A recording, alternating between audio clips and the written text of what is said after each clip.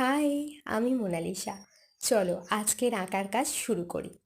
আজকের আমি একটা পাখি আঁকছি। কি পাখি আঁকছি সেটা তোমরা কমেন্ট করে বলো।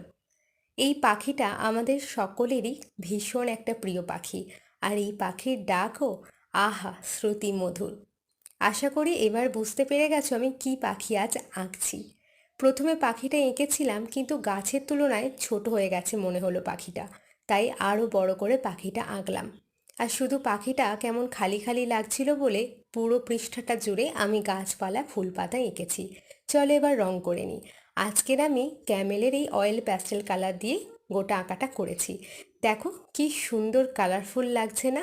আমার তো ভীষণ পছন্দ হয়েছে আঁকাটা।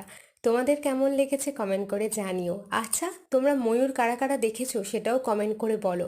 আর ময়ূরের ডাকও কারা কারা শুনেছো সেটাও কিন্তু কমেন্ট করে নিশ্চয়ই বলো। টাটা।